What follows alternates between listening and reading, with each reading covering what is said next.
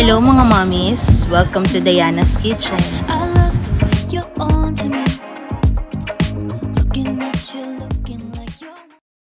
For today's recipe, magluluto tayo ng pork giniling.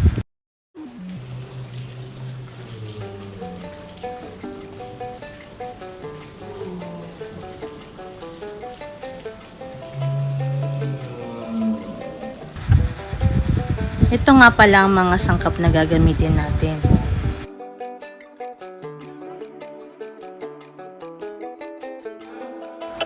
Hiniwa ko nga muna sa maliliit ang bawang at sibuyas.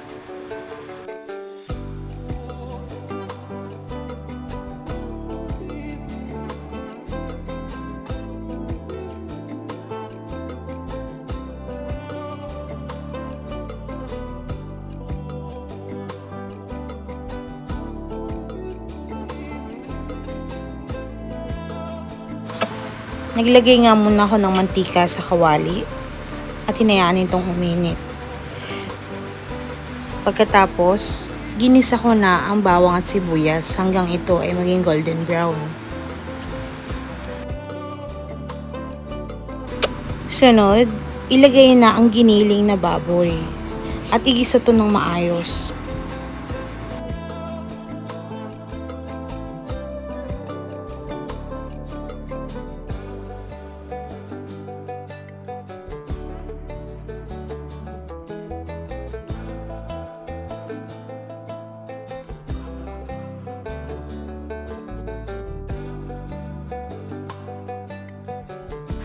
Hayaan lamang itong kumulo saka magdagdag ng kalahating baso ng tubig.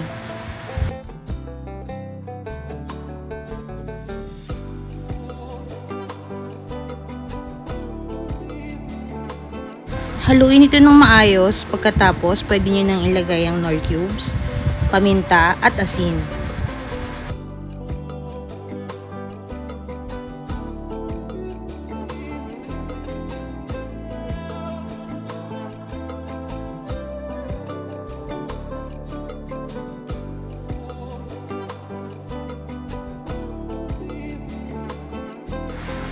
Hayaan lamang itong kumulo at pwede mo nang ilagay ang patatas at ang carrots.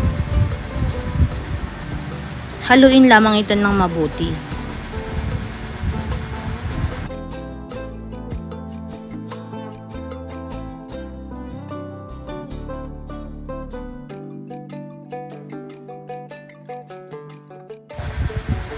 Maglagay nga ng isa pang baso ng tubig para malaga ang patatas at ang carrots.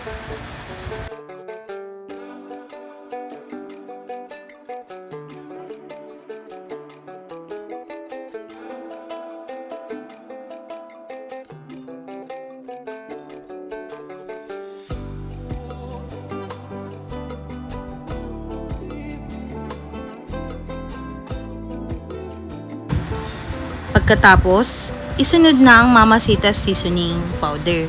Ang ginamit ko nga pala dyan ay caldereta flavor dahil may konting sipa ng anghang.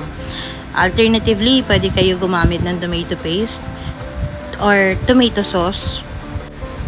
Nakadepende yon kung anong available sa kusina nyo. Ang ginamit ko nga palang ketchup ay ang tomato ketchup. Pero pwede kayong gumamit ng banana ketchup kung yun lang din ang available sa inyo.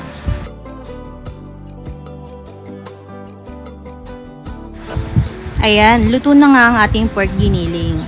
Enjoy!